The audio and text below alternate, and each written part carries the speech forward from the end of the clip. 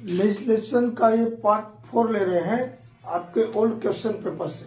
ठीक है, अभी आप लोग को हम 10-12 को क्वेश्चन को एक्सप्लेनेशन के साथ भेजेंगे। अभी हम ले रहे हैं आपका जो फर्स्ट क्लास रेस्ट्रिक्टेड 2021 का क्वेश्चन पेपर है, उसका क्वेश्चन नंबर 21 एंड 16 आप लोग के पास सबका पेपर है, वहां से देख लीजिएगा। क्वेश्चन नंबर 21 एंड 16 को हम डील करेंगे। हम यहाँ क्वेश्चन नहीं लिखे, हम बताएंगे क्वेश्चन। ये बताने के बाद ये किसके ऊपर था, ये क्वेश्चन 21 एंड 16 बीएमई के ऊपर था, बोर्ड ऑफ माइनिंग एग्जामिनेशन, या जिसको सिंपली बोर्ड बोलते हैं। ठीक है, कहाँ लिखा है ये? रेगुलेशन 10 ऑफ CMR 2017 में लिखा है। ठीक है, तो हम बिना समय गवाए बोर्ड ऑफ माइनिंग एग्जामिनेशन, या जिसको सिंपली बोर्ड बोलते हैं, जो आप अभी जो दिसंबर में आप लोग एग्जाम देने जा रहे हैं ना, उसका कोई ना कोई बोर्ड होगा तब ना होगा। बोलते हैं डीजे में से एग्जाम, भैया ठीक है डीजे में मेन रोल रहता है, लेकिन उसका एक बोर्ड होता है। वो एग्जामिनेशन कंडक्ट कराने से लेकर के आपके सर्टिफिकेट इशू तक उसका काम है। क्या स्ट्रेटेजी होगी एग्जामिनेशन से संबंधित। ठीक है, और आपके सर्टिफिकेट पे साइन किसका रहता है? बोर्ड के सेक्रेटरी का। ठीक है, लेकिन वो बोर्ड का सेक्रेटरी तभी साइन कर सकता है आपके सर्टिफिकेट में इशू करने के पहले, जब बोर्ड ने अप्रूवल दिया है। आप लोग कई बार धनबाद जाते हैं, धक्के खाते हैं, बोलते हैं कि बोर्ड का मीटिंग नहीं हुआ, तो बोर्ड में अप्रूवल होता है। आप लोग जो नौकरी करते हैं वो बहुत बढ़िया समझेंगे। आपको लिखा रहता है report to the CMD of the concern company. तो अब CMD को जाके थोड़ी रिपोर्ट करते हैं, आप तो रिपोर्ट करते हैं एग्जीक्यूटिव एस्टेब्लिशमेंट में, जो एग्जीक्यूटिव एस्टेब्लिशमेंट के GM साहब को अप्रूवल रहेगा CMD या DT का। चिट्ठी तो बनाता है पर्सनल वाला, वैसे ही बोर्ड का सेक्रेटरी आपके जो सर्टिफिकेट इशू होता है उसमें साइन करता है, बट उसका अप्रूवल होगा बोर्ड से। जब तक बोर्ड से अप्रूवल नहीं होगा कुछ नहीं होगा। ठीक है, उसी बोर्ड के बारे में देख रहे हैं। और हम आपको बता दें, सेक्शन एक हमारा कैंडिडेट था, वो section 12 of the mines act 1952 का कमेटी, और इसको एक ही समझ आता। दोनों अलग अलग चीजें, दोनों के फंक्शन अलग अलग है। ठीक है ना। कंपोजिशन देखते हैं, कौन कौन इसमें रहते हैं। सबसे पहले तो कंपोजिशन, बाकी की बात तो बाद में आएगा। इसका एक चेयरमैन होगा। कौन रहेगा भैया? एक चेयरमैन। चेयरमैन कौन रहेगा? Chief inspector of mines. आपका सेक्शन 12 में chief inspector of mines member रहता है। चेयरमैन एक गवर्नमेंट सर्विस वाला पर्सन रहता है, जो कि चीफ इंस्पेक्टर ऑफ माइंस नहीं रहता है, ऐसा बताए थे सेक्शन 12 में। और यहां पर बोर्ड ऑफ माइनिंग एग्जामिनेशन का चेयरमैन कौन रहता है? चेयरमैन रहेगा chief inspector of mines. And में क्या बोला? 5 मेंबर्स। कितने मेंबर्स है भैया? 5 members. possessing degree in mining, possessing degree in mining engineering, MIN लिखा समझ जाएगा, माइनिंग इंजीनियरिंग। ठीक है, तो ये जनरल कंपोजिशन हुआ। अभी और है, बाकी इतना ही नहीं है। ठीक है, क्या बोला? एक चेयरमैन रहेगा जो कि चीफ इंस्पेक्टर ऑफ माइंस रहेंगे, और 5 मेंबर रहेंगे जिनके पास माइनिंग इंजीनियरिंग का डिग्री रहेगा। 57 वाले रेगुलेशन में डिग्री या डिप्लोमा लिखा था, डिप्लोमा हटा दिया। अब सिर्फ और सिर्फ इस बीएमई में जो 5 मेंबर्स रहेंगे वो डिग्री रहेंगे और माइनिंग इंजीनियरिंग का डिग्री रहेगा। ठीक, अब इसमें भी 4 बात बोली है। ये जो मेंबर 5 मेंबर आप सेलेक्ट कर रहे हैं, इनके बारे में क्राइटेरिया बोला। क्या बोलता है? ये ए में बोलता है with first class manager certificate, with first class manager certificate granted under regulation 11। आपको जो सर्टिफिकेट मिलता है किस रेगुलेशन के तहत मिलता है? रेगुलेशन 11 के तहत। तो फर्स्ट क्लास मैनेजर सर्टिफिकेट रहना चाहिए। दूसरा क्या बोलता, प्रैक्टिकल एक्सपीरियंस। कोई आदमी को ले जाके नहीं ना बैठा देंगे जी,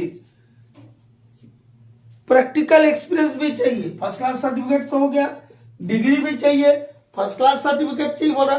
दूसरा बोलता प्रैक्टिकल एक्सपीरियंस। और सुनिएगा, इसमें और कुछ क्लू है, हम बताएंगे, 2 पॉइंट बताएंगे। Practical experience not less than 2 years। ऐसा छोटा छोटा तैयार कीजिए, अभी 10-15 दिन के बाद एग्जाम है। विथ फर्स्ट क्लास मैनेजर सब लिख लिया, कहीं दूसरा में लिख लिया practical experience not less than 2 years। काहे का 2 years का experience? In MCSD of a coal mine।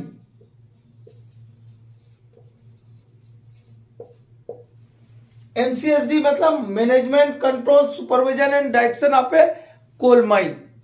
ठीक, अब क्या बोलता है, अब यहां पर ध्यान देने वाली बात है, जो हम बोले थे कि क्लू है। इस ए और बी में से नोट लिख लीजिएगा, यहां पे सी के पहले note, at least 3 member shall be from A and B. A और बी में जो योग्यता रखने वाले मेंबर है वो कम से कम 3 रहेंगे। 5 मेंबर है ना जी, एक चेयरमैन है, 5 मेंबर। उस 5 मेंबर में से कम 3 नहीं बोल रहा भैया, एटलीस्ट 3 बोल रहा है। क्या बोल रहा है? एटलीस्ट कम से कम 3 मेंबर इस ए और बी में की योग्यता रखने वाले के, मतलब फर्स्ट क्लास मैनेजर सर्टिफिकेट वाला और जिसके पास कोल माइंस के management control supervision and direction MCSD का एक्सपीरियंस हो। कितने साल का? कम से कम 2 साल का। ऐसे ये जो ए और बी वाले हैं, इनके मेंबर्स एटलीस्ट 3 रहेंगे। कितना बोला? एटलीस्ट 3, कम से कम 3। 5 में से कम 3, मतलब 3 से आप अधिक रख सकते हैं, बट 3 से कम नहीं होगा, ये कहने का मतलब है। ठीक, अब सी में आते हैं और डी में आते हैं। अब वहां जो सेक्शन 12 देखे तो बड़का कमेटी, हम एक दिन और बताए तो बहुत बड़ा कमेटी, वो बहुत बड़ा उसका वाइड एरिया है। वहां पर भी देखे थे कि 2 पर्सन थे सेक्शन 12 में जो कि एजुकेशनल इंस्टीट्यूशन से थे ना। वैसे यहां पर भी एग्जाम नहीं ले रही जी, एग्जाम ले रहे तो कुछ पढ़ा लिखा आदमी को ना रखना होगा वहां पर। तो क्या बोला? सर्विस इन इंस्टीट्यूशन, हम बोल रहे हैं उसको समझते जाइएगा या लिख लीजिएगा। सर्विस इन इंस्टीट्यूशन इम्पार्टिंग मतलब देना, प्रदान करना। गिवन, हम रेस्क्यू स्टेशन के जब फंक्शन बताए वहां पे भी इम्पार्टिंग का बताए थे। इम्पार्टिंग मतलब देना, प्रदान करना, गिवन, गिविंग, इस टाइप का। Service in institution imparting education of degree in mining engineering. Mining engineering का डिग्री प्रदान करने वाले संस्थान में काम करने वाला कोई व्यक्ति भी रहेगा जो कि इस बोर्ड का मेंबर रहेगा। ठीक ना। लास्ट में क्या बोलता कि कोई ऐसा पर्सन जो कि माइनिंग रिसर्च एंड प्लानिंग से जुड़ा हुआ। रिसर्च एंड प्लानिंग नहीं बोले, माइनिंग रिसर्च एंड प्लानिंग। अरे माइनिंग वाला तो माइनिंग वाले को रखना होगा। तो माइनिंग रिसर्च एंड प्लानिंग से जुड़ा हुआ कोई person engaged in mining research और प्लानिंग। अब क्या बोलता है? इस सी और डी से एटलीस्ट 1, इस सी और डी में से कम एक मेंबर रहेगा। ठीक है, कम से कम एक, मतलब 1 से कम नहीं होगा। हो सकता है आप 2 रख लीजिए, तो 3 आपने ऊपर रखे थे, 2 यहां रख लीजिए, हो गया 5। और यदि ऊपर में आप 4 रख रहे, वहां एटलीस्ट 3 ना बोला था, मतलब 3 से कम नहीं। यदि वहां पे आपने 4 रख दिए तो इन 2 में से कम योग्यता रखने वाले सी और डी में क्वालिफिकेशन रखने वाले पर्सन में से कम एक तो आपको रखना ही होगा। एटलीस्ट 1 बोलता सी और डी में से। ठीक है, सी या डी की क्वालिफिकेशन रखने वाला कम से कम एक पर्सन रहेगा। ऐसा आपका बोर्ड ऑफ माइनिंग एग्जामिनेशन होता है, जिसको सिंपली बोर्ड बोलते हैं। ठीक है, एक कंपोजिशन हो गया। अब आता है बात दूसरा। देखिए, हम रेगुलर स्टूडेंट को बताएंगे तो और डीपली बताएंगे। अभी आपका 15 दिन बाद एग्जाम है, आपको शॉर्ट में करते चले जा रहे हैं। ठीक है, टर्म ऑफ ऑफिस कितने दिन के लिए रहेंगे? 3 साल के, नॉर्मली 3 साल के लिए। कितने के लिए? टर्म ऑफिस कितना है? 3 इयर्स, इफ एंड बट वाली बात को छोड़ करके। लेकिन जिस दिन इसका अपॉइंटमेंट हुआ किसी भी मेंबर्स का, तो उसके 3 साल तक वो अपने पद पर बना रहेगा। तो क्या उसके बाद भाग जाएगा घर? नहीं, जब तक उसका सक्सेसर उसको रिलीव नहीं करेगा तब तक वो मेंबर बना रहेगा। आप लोग देखते हैं सरकारें जीतती हारती रहती, कोई सरकार हार गई, कोई राज्य में सरकार हार गई या केंद्र में सरकार हार गई, तो क्या राज्य का मुख्यमंत्री या देश का प्रधानमंत्री जब तक दूसरा प्रधानमंत्री या मुख्यमंत्री अपना शपथ ग्रहण नहीं कर लेता तब तक वो छोड़ के भाग जाएगा? नहीं भागेगा। वो तब तक प्रधानमंत्री है या तब तक मुख्यमंत्री रहेगा जब तक कि नया मुख्यमंत्री ने, राज्य में मुख्यमंत्री या देश में प्रधानमंत्री ने अपना शपथ ग्रहण नहीं कर लिया है। शपथ ग्रहण हो गया मतलब मुख्यमंत्री बन गया। तो ये मेंबर भी ऐसी भैया मेरा 3 साल हो गया मैं चला घर, ऐसा नहीं, तब तक उसका रिलीवर उसको छोड़ मतलब रिलीव नहीं कर देगा कि भैया मेरे जगह में दूसरा गया, हमारा क्या काम, हम चले घर, ठीक है। और भी है उसमें कुछ शर्तें, उसको छोड़ दीजिए बाद में के। और ये जो मेंबर्स है इनका रीअपॉइंटमेंट भी हो सकता है, ठीक है। सेक्रेटरी टू द कमेटी, हम बताए ना आपके, देख लीजिएगा ओवरमेन सर्टिफिकेट, माइनिंग सरदार, गेस्ट टेस्टिंग, फर्स्ट क्लास जिनका सर्टिफिकेट है, फर्स्ट क्लास वाले के पास तो सेकंड क्लास हो गई होगा, उसमें देखिएगा सेक्रेटरी का रहता है, ठप्पा रहता है ना, तो सेक्रेटरी भी चाहिए ना। सारा काम क्या करेगा? सेक्रेटरी करता है, मीटिंग का एजेंडा भेजना है, मीटिंग बुलाना है, सब सेक्रेटरी काम है, सर्टिफिकेट इशू करवाना है, ठीक है। तो सेक्रेटरी टू द कमिटी कौन रहेगा? कोई और रह जाएगा क्या? ढेर सारे डीजी में समा दो। वो इंस्पेक्टर ऑफ माइंस जिसको कि chief inspector of mines nominate करेंगे, that inspector of mines will be act as a secretary to the committee. Clear हुआ? चीफ इंस्पेक्टर ऑफ माइंस जिस इंस्पेक्टर ऑफ माइंस को नॉमिनेट करेंगे वो व्यक्ति इस बोर्ड का क्या रहेगा? इस बोर्ड का सेक्रेटरी रहेगा। कहीं कमेटी वर्ड बोल दिया होगा, क्योंकि कमेटी कमेटी बोल रहे तो उसको बोल जाएगा, बोर्ड समझते चलिएगा, ठीक है। नोटिस ऑफ मीटिंग, बोर्ड का मीटिंग होना है तो नोटिस भी ना बताना होगा, नोटिस देना होगा, तो 10 दिन पहले देंगे। जिस दिन मीटिंग होना उसके 10 दिन पहले देंगे। मीटिंग धनबाद में होगी जब तक कि चेयरमैन इसको अन्यत्र करने का परमिशन ना दे। इन जनरल बोर्ड का मीटिंग धनबाद में होगा, ठीक है। ये हो गया, 10 दिन पहले देंगे। चेयरमैनशिप, कोई कार्यक्रम होता है, चाहे हमारे सामाजिक कार्यक्रम हो, चाहे कोई कार्यक्रम, उसमें एक अध्यक्ष होता है ना, तो ये भी बोर्ड है, इसका भी कोई अध्यक्ष रहना चाहिए ना भैया। तो जो आपका चेयरमैन साहब है, चीफ इंस्पेक्टर ऑफ माइंस, ये हर मीटिंग को की अध्यक्षता करेंगे। मतलब chairman of board shall preside every meeting of the board. क्या बोला हमने? The chairman of board, chairman of board मतलब chief inspector of mines. Chairman कौन है? चीफ इंस्पेक्टर ऑफ माइंस, पहले बताया ना। Chairman of board shall preside every meeting of the board, मतलब हिंदी वाले के लिए बोर्ड की मीटिंग की अध्यक्षता बोर्ड के चेयरमैन करेंगे। अब चेयरमैन साहब ही छुट्टी में है, बीमार है, कुछ ना हो सकता है, इंसान ना है। अब है तो क्या होगा? मतलब एब्सेंट है और बोर्ड का मीटिंग करना बहुत जरूरी, तो क्या बोर्ड का मीटिंग नहीं होगा? होगा। उसके लिए क्या प्रावधान दिया है रेगुलेशन में कि जो मेंबर वहां प्रेजेंट है वो अपने में से एक को इलेक्ट कर लेंगे as a president. As a president अपने उनमें से एक किसी एक आदमी को सिलेक्ट कर लेंगे, इलेक्ट कर लेंगे, सिलेक्ट नहीं इलेक्ट, इलेक्शन होता है, इलेक्ट कर लेंगे। और वो जो पर्सन जिसको इलेक्ट किया वो चेयरमैन की सारे पावर्स उसके पास होंगे, ठीक है। यहां हो गया कोरम। कोरम के ऊपर आपका क्वेश्चन नंबर था 16 और कंपोजिशन के ऊपर था आपका क्वेश्चन नंबर 21, ठीक है।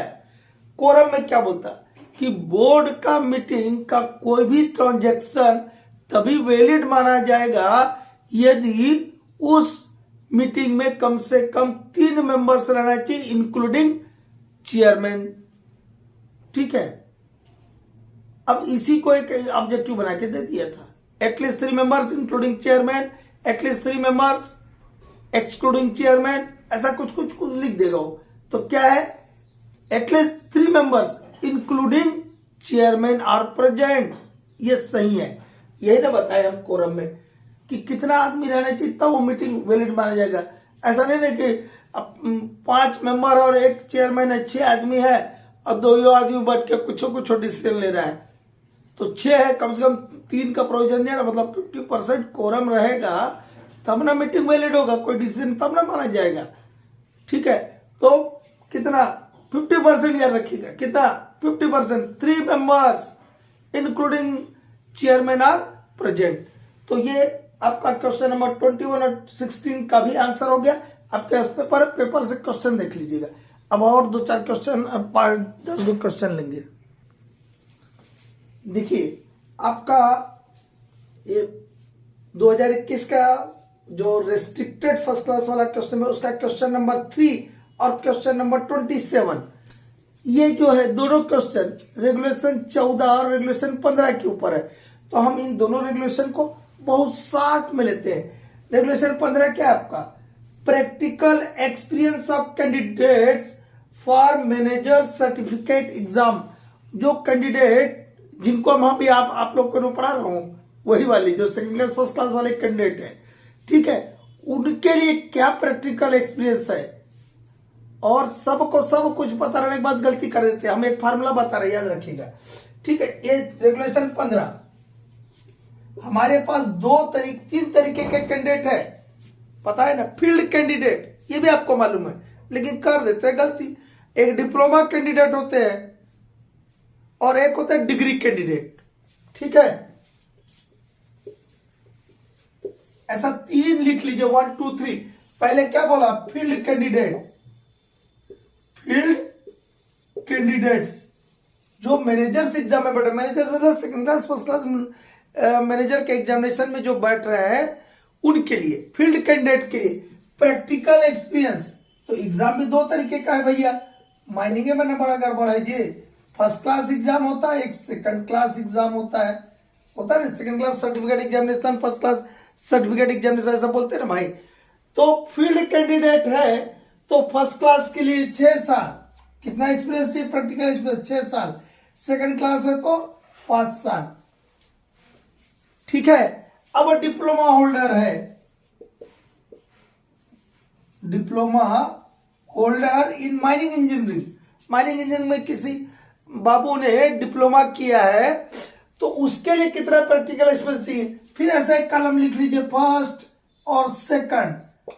अब समझ आइए कि फर्स्ट क्लास सेकंड क्लास है, ऐसा ना छोटे छोटे बनाइए तब पास होइएगा। आपको समझ आएगा, फर्स्ट क्लास लिखा हूं मैंने, सेकंड क्लास लिखा हूं। ठीक है, डिप्लोमा होल्डर है तो ये हो जाएगा 5-4। अरे कुछ नहीं करना है बाबू, 6-5-5-4 उल्टा चलते जाइए। उल्टा कितनी पढ़ाते थे क्लास 2-3 में, वही वाला। पहले था 6-5, फर्स्ट क्लास के लिए 6, फील्ड कैंडिडेट है तो सेकंड क्लास फील्ड कैंडिडेट के लिए 5 साल। लेकिन अब वो कैंडिडेट चेंज हो गया, थोड़ा पढ़ा लिखा बच्चा आ गया डिप्लोमा करके, तो उसके लिए फर्स्ट क्लास के लिए कर दिया 5 साल का एक्सपीरियंस और सेकंड क्लास के लिए कर दिया 4 साल का। लेकिन अब इससे भी थोड़ा ज्यादा पढ़ा लिखा बच्चा आ गया, वो डिग्री होल्डर है। क्या है, degree holder in mining engineering. ठीक है, तो उसका एक्सपीरियंस सेकंड क्लास का तो उसका बात है नहीं, सेकंड क्लास पर ही मिल जाता है, हमको भी सेकंड क्लास पर ही मिला था भैया। ठीक है, तो डिग्री होल्डर यदि है, डीईजी लिखा मतलब डिग्री, हम डिग्री 2 डिग्री 3 में डीईजी लिखते हैं। ठीक है, तो डिग्री होल्डर है तो सेकंड क्लास की तो बात नहीं है। अब यहां सिर्फ बात आता है फर्स्ट क्लास के लिए, वो भी 1 पेपर स्कीम वाले। तो फर्स्ट क्लास के लिए डिग्री होल्डर के लिए 2 साल का मिनिमम एक्सपीरियंस चाहिए। मेरे पास 2 दिन का कम था तो फिर से सर्टिफिकेट प्रोड्यूस करना पड़ा था, तो इतना ही ना दिया है। लेकिन इसमें एक क्लू है जो आपको ऑब्जेक्टिव में शायद पूछ ले, आपके एकेडमिक सेशन में आपने जो प्रैक्टिकल एक्सपीरियंस गेन किया है वो एक्सपीरियंस को इस एक्सपीरियंस के लिए नहीं माना जाएगा। मतलब एक्सपीरियंस कौन सा चाहिए? आपके एकेडमिक सेशन के बाद वाला। आप जब डिग्री या डिप्लोमा पास कर ली उसके बाद का जो एक्सपीरियंस होगा वो काउंट होगा आपका प्रैक्टिकल एक्सपीरियंस में, रेगुलेशन 15 के तहत जो बोल रहा है। कोई दिक्कत है इसमें? इसी के ऊपर एक क्वेश्चन था और कहीं ना कहीं ऐसा क्लू देता ना कि आदमी अगर बकाने लगता है, इसलिए एक बार ऐसा बढ़िया सा कहीं करके रखिए ना, कुछ नहीं होगा। ठीक है। और आप डिग्री होल्डर कैंडिडेट के लिए बोल रहे हैं, आप बहुत ज्यादा पढ़े लिखे बच्चे लोग हैं, कोई ऑफिसर होंगे, मेरे ही ऑफिसर है, कहीं ना कहीं होंगे, आप लोग कोल इंडिया में कहीं होंगे या सिंग्रेनीज में होंगे या वेदांता में कहीं पर भी होंगे, हिंडाल्को में होंगे। आप लोग एक बात ख्याल रखिए, आप डिग्री होल्डर है, आप फील्ड या डिप्लोमा कैंडिडेट नहीं है, आप लोग बढ़िया से एकदम ये 10-15 दिन जो बचा उसको बड़ा पूरा माइंड कर लीजिए। मेरा प्लेलिस्ट में भी जाके देखिए, यदि आप इंटरेस्टेड है तो मेरे प्लेलिस्ट को जाके देखिए। हम आप लोगों को बहुत सारे माइंड के प्रोविजन भेजे हैं, रेगुलेशन के भेजे हैं। ठीक है। इस टाइप का जो अभी चल रहा है, ये तो चल ही रहा है। ठीक है, उसको जाके देखिए। आपको तो एक ही ना पेपर देना है, सारे प्लेलिस्ट मेरे चेक कर लीजिए एक बार और उनको एक बार सुन लीजिए। जब फ्री रहे एक बार एक प्लेलिस्ट को उठा के पूरा सुन लीजिए, एकदम निकल जाइएगा। ठीक है। डिप्लोमा वाले को 3 पेपर देना है बेचारे लोग को, तो उनको किसी 3 देना है, अंडरग्राउंड वाले को 3 देना है, ओपन कास्ट वाले को 2 देना है, तो बड़ा चीज है। तो आपके लिए तो कम है, एकदम पढ़िए।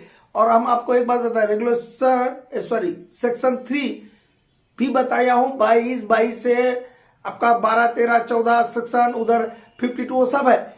22 को आप एक बार मेरा सेक्शन 22 को एक बार, सेक्शन 3 और 22 को एक बार मेरा पक्का देखिएगा। और ओपन कास्ट के प्लेलिस्ट में लेजिस्लेशन वाले भी कैंडिडेट और वर्किंग वाले भी कैंडिडेट, पहला ही प्लेलिस्ट में, ओपन कास्ट के प्लेलिस्ट में पहला वीडियो है एलिमेंट्स ऑफ बेंच या पैरामीटर ऑफ बेंच, ऐसा एक वीडियो है। बहुत उसको समय लगा था हमको बनाने में, पूरा पसीना आ रहा था, बरसात का दिन था, रात में बना रहे थे 2 बजे, 5 बज गया था, क्योंकि फिगर विगर थे। उसमें जो हाइट एंड विड्थ का जो पैरामीटर को समझा रहे थे, तो टेक्निकल जो आपका वर्किंग वाला चीज वो प्लस रेगुलेशन 105 और रेगुलेशन 106 को भी बहुत सिंपल शब्दों में बताया है। तो आपको लेजिस्लेशन वाले के 105 और 106 में काम आ जाएगा, और वर्किंग वाले को स्टार्टिंग का जो अल्टीमेट एंगल होता है, ओवरऑल पिट स्लोप होता है, ठीक है, वो सब बहुत सारा चीज वहां पे बताए हैं, उसको एक बार देखिएगा।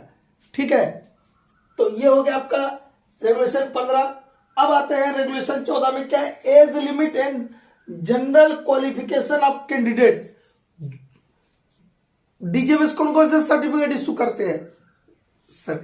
सर्टिफिकेट इश्यूज अंडर रेगुलेशन 11 कौन कौन से सर्टिफिकेट रहते हैं?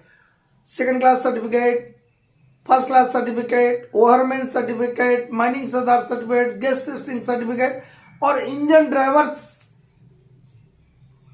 वाइंडिंग इंजन ड्राइवर सर्टिफिकेट या ड्राइवर सर्टिफिकेट बोलता है, इतना ही ना करता है। तो ये कोई भी एग्जाम के लिए कोई कैंडिडेट बैठ रहा है तो उसका एज कितना चाहिए? मिनिमम 20 ईयर्स, कम से कम 20 साल का रहेगा कोई भी व्यक्ति, तभी वो बीएमई द्वारा होने वाले एग्जाम में बैठ सकता है। कितना साल? 20 ईयर्स। चाहे वो फर्स्ट क्लास हो, सेकंड क्लास हो, कोई क्लास हो, सरदारों का सर्टिफिकेट क्यों ना हो, जीटी का सर्टिफिकेट क्यों ना हो, 20 साल चाहिए। ठीक है। ये अब जनरल क्वालिफिकेशन और क्या चाहिए? ड्राइवर, जो आप वाइंडिंग ड्राइवर बोले, वो ड्राइवर सर्टिफिकेट को छोड़ करके बाकी क्या क्या बचा? Manager certificate, overman certificate, surveyor certificate, sardar certificate. ये जो कैंडिडेट है इनके पास वैलिड फर्स्ट एड सर्टिफिकेट होना चाहिए। क्या होना चाहिए?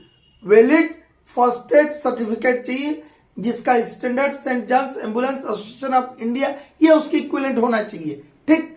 इसके बाद मेडिकल सर्टिफिकेट बनाते ना आप लोग, पेपर देते जब सब करते हैं, एग्जाम के टाइम में पता नहीं ऑब्जेक्टिव इधर उधर देख के करवा जाते हैं। मेडिकल सर्टिफिकेट, और वो सर्टिफिकेट यहां फंसा देगा आपको। मेडिकल सर्टिफिकेट तो आप याद रखें, मेडिकल सर्टिफिकेट देते भी है, वो सर्टिफिकेट जिस दिन आप एप्लीकेशन कर रहे हैं उससे 1 साल पहले का ही चाहिए। ये नहीं कि मैं 2010 में बनाया था और आज वो मेडिकल सर्टिफिकेट प्रोड्यूस करूंगा, वो वैलिड नहीं होगा। आप जिस दिन एप्लीकेशन कर रहे हैं उससे 1 साल पहले का। अब यहां और फंसाएगा आपको, कौन इश्यू करेगा इस मेडिकल सर्टिफिकेट को, किसका पावर है? पावर है 3 आदमी, उसका नाम दिया वहां पर, सिविल असिस्टेंट सर्जन और सर्टिफाइंग सर्जन और एमबीबीएस होल्डर। ठीक है, एटलीस्ट एमबीबीएस होल्डर। 3 तरीके का बताया, डॉक्टर साहबों का कैटेगरी बता दिया, डॉक्टर का भी ना कैटेगरी होता है, सिविल असिस्टेंट सर्जन और सर्टिफाइंग सर्जन और एटलीस्ट एमबीबीएस होल्डर। अब लेकिन इसमें यह भी बात है, एमबीबीएस होल्डर मैं हूं, क्या मैं सर्टिफिकेट इशू करूंगा और वो मान्य हो जाएगा? नहीं होगा। ये जो डॉक्टर साहब है, ये डॉक्टर साहब का सर्टिफिकेट रजिस्टर्ड होना चाहिए किसके साथ? एमसीआई में, मेडिकल काउंसिल ऑफ इंडिया में। वो जो डॉक्टर साहब जो आपको सर्टिफिकेट दे रहा है उसका certificate medical council of India, MCI बोलते हैं, एमसीआई में रजिस्टर्ड चाहिए। हो गया? क्या क्या बताया भैया? फर्स्ट एड सर्टिफिकेट, एज तो बता दिया, first aid certificate, medical certificate, character certificate आते हैं ना हम लोग के पास साइन करने के लिए, तो कैरेक्टर सर्टिफिकेट चाहिए। ठीक है, उसके अलावा क्या चाहिए? एज सर्टिफिकेट प्रूफ एविडेंस चाहिए। बोला ना 20 साल का कैंडिडेट चाहिए, तो मेरा 20 साल कंप्लीट हुआ कि नहीं हुआ, ये तो सर्टिफिकेट चाहिए ना, तो एज सर्टिफिकेट चाहिए। और यदि कोई व्यक्ति मैट्रिकुलेट पास है तो वो व्यक्ति जो है क्या करेगा? अपना जो मैट्रिकुलेशन का सर्टिफिकेट है वो एज सर्टिफिकेट प्रूफ के लिए लगाएगा। एज के प्रूफ को करने के लिए मैट्रिकुलेशन सर्टिफिकेट लगा देगा। एज भी कंफर्म हो गया भैया। अब क्या बचा?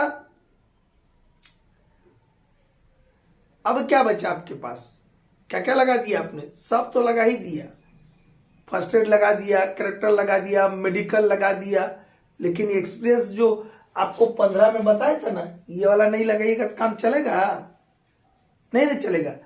तो यदि रेस्ट्रिक्टेड, अब तो हमारे टाइम पे तो अनरेस्ट्रिक्टेड हुआ करता था, अब हो गया रेस्ट्रिक्टेड और अनरेस्ट्रिक्टेड, रेस्ट्रिक्टेड और अनरेस्ट्रिक्टेड। रेस्ट्रिक्टेड है ओपन कास्ट के लिए, अनरेस्ट्रिक्टेड है अंडरग्राउंड ओपन कास्ट दोनों के लिए।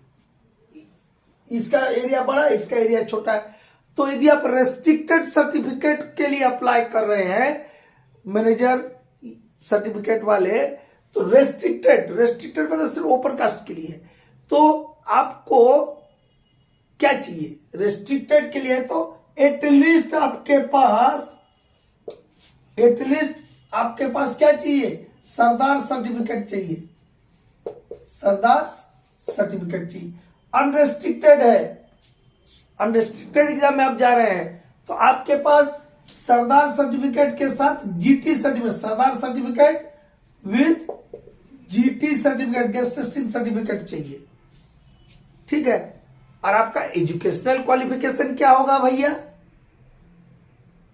एजुकेशनल क्वालिफिकेशन भी चाहिए। मैनेजर बना रहे हैं आपको, सर्वेयर बना रहे हैं, ओवरमैन बना रहे हैं, तो आपके पास कोई क्वालिफिकेशन चाहिए कि नहीं?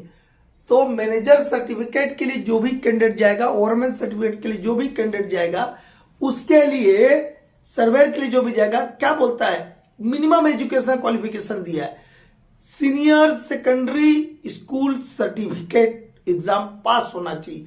सीनियर सेकेंडरी बोलिए या हायर सेकेंडरी बोलिए, इंटरमीडिएट बोलिए, तीनों का एक ही मीनिंग है। हाई स्कूल नहीं, हाई स्कूल 10 तक को बोलते हैं। 11 12 का जो पढ़ाई होता है वो आता है हायर सेकेंडरी या सीनियर सेकेंडरी या इंटरमीडिएट। तो कहने का मतलब कि 12वीं पास चाहिए वो। ठीक है, और यदि आपका वो है क्या बोलते हैं ड्राइवर सर्टिफिकेट के लिए है, वंडिंग इंजन ड्राइवर सर्टिफिकेट के लिए, तो बोर्ड को यह संतुष्ट कर देगा कि भैया मैं पढ़ा लिखा हूं, सर हम पढ़ा लिखल है, लिटरेट है, लिटरेट वर्ड लिखा हुआ मतलब पढ़ा लिखल है, लिखते पढ़ते आता है, मीटर वीटर देख लेता हूं, अपना नाम लिख लेता हूं। ठीक है, तो लिटरेट होने का सर्टिफिकेट यदि दे देता है तो उसको एग्जाम में बैठने दिया जाएगा। अब और बात आती है तो मिनिमम क्वालिफिकेशन हुआ, तो ये मिनिमम क्वालिफिकेशन तो किन के लिए बात हो गई, बात आया फील्ड कैंडिडेट के लिए। इधर दिखाए थे जी field candidate diploma degree, field candidate के लिए ना बात होगी, कम से कम 12वीं पास चाहिए। लेकिन यदि वो माइनिंग इंजीनियरिंग में या बोलता है या डिग्री इन माइनिंग इंजीनियरिंग और डिप्लोमा इन माइनिंग इंजीनियरिंग, ये इसका आपका एजुकेशनल क्वालिफिकेशन हो गया। और यही सब बात को लेकर के क्वेश्चन नंबर 3 और क्वेश्चन नंबर 27 था। तो आप आपके पास पेपर है, वहां से जाके इसको मेल कीजिए, देखिए कि क्या क्या चीज बताया। ठीक है।